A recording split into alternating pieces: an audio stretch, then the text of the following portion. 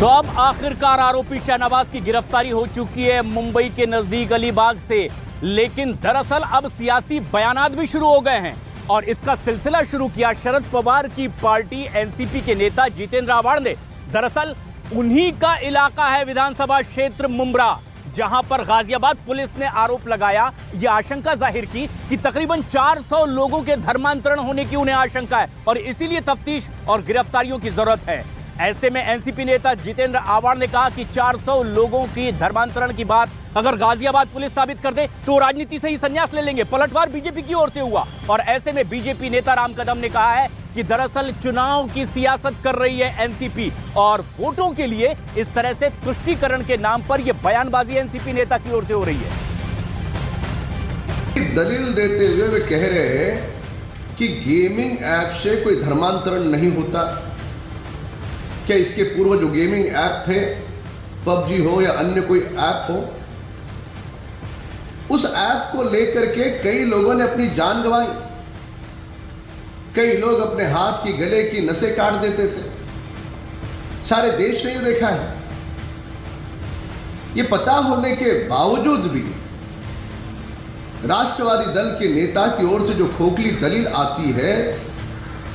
वह यह दर्शाती है कि चुनावी राजनीति के लिए वे तुष्टीकरण की राजनीति को आगे बढ़ा रहे हैं। और इस तरह से एनसीपी के उस चुनौती के बाद बीजेपी की ओर से भी पलटवार हुआ है। हमारे सहयोगी दिवाकर सिंह इस वक्त हमसे सीधे जुड़ रहे हैं। दिवाकर, अब बीजेपी ने पलटवार किया। जितेंद्र आव्हाड कहते हैं कि गेमिंग ऐप के जरिए कभी धर्मांतरण होता है क्या? पलटवार बीजेपी की ओर से किया जा रहा है। क्या सियासत भी ये एक मुद्दा बन चुका है महाराष्ट्र में?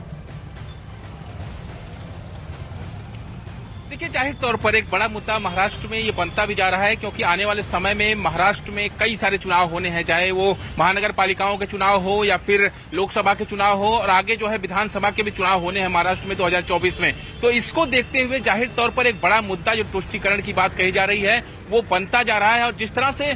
जितेंद्र आव्हाड का कल पूरा बयान इस पूरे मामले में आया था, जाहिर तौर पर गाजियाबाद पुलिस के लिए बेहद जांच का विषय भी है, क्योंकि जब आरोपी उनके हाथ लग चुका है तो जो 400 लोगों के धर्मांतरण की बात कही जा रही थी, गाजियाबाद पुलिस ने दावा किया था, उसको लेकर अब बद्दों से पूछताछ होगी तो कई सारे राज खुलेंगे। लेकिन फिलहाल बद्दों को अब गाजियाबाद पुलिस अपने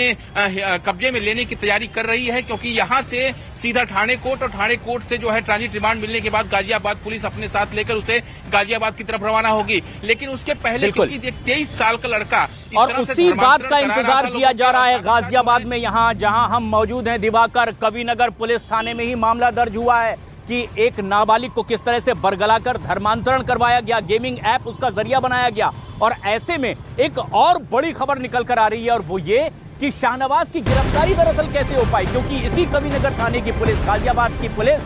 10 दिनों से खाक छान रही थी महाराष्ट्र में, मुंबई में, ठाणे में। पता ये चला कि वो मुंब्रा से कोल्हापुर की तरफ भाग गया, ठाणे होते हुए वो कई और इलाके और ठिकाने बदलता रहा। लेकिन जानकारी ये भी मिली कि उसने सिम कार्ड भी बदले थे, यानी पुराना फोन नंबर बंद करके नए सिम कार्ड के जरिए अपने नेटवर्क से जुड़े रहने की कोशिश कर रहा था और यही नया सिम कार्ड उसको पुलिस की गिरफ्त में ले आया है। पता ये चला कि वो मुंब्रा से आखिरकार रायगढ़ के अलीबाग पहुंच गया था और जब पुलिस की टीम ने 10 तारीख से मिशन शुरू किया, ठाणे पुलिस की टीम ने, तो उसके बाद 11 तारीख को यानी कि कल रत्नागिरी के एक लॉज में नाम बदल कर रह रहा था अपने भाई के साथ और आखिरकार उसे पकड़ लिया गया उसके भाई के साथ। दिवाकर, हमारे सहयोगी लगातार हमारे साथ बने हुए हैं। दिवाकर,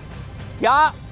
शाहनवाज की ये गिरफ्तारी एक बड़ा इशारा करती है? लेकिन दीपक बिष्ट के पास एक बड़ी खबर इस वक्त आ रही है। दीपक, अब जबकि नए सिम कार्ड के जरिए शाहनवाज की गिरफ्तारी हो चुकी है, किस ओर इशारा करती है ये पूरी साजिश और क्या तैयारी है यहां गाजियाबाद पुलिस की?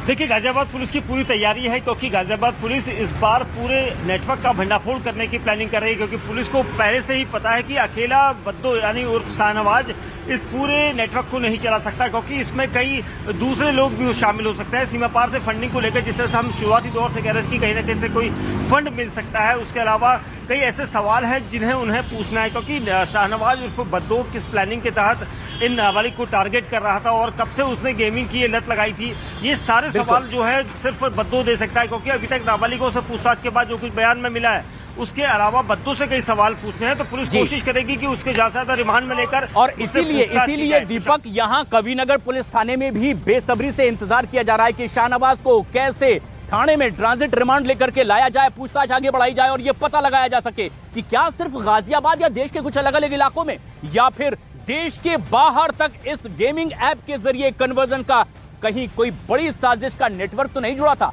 तफ्तीश लगातार आगे जारी रहेगी और हमारी ये खबर भी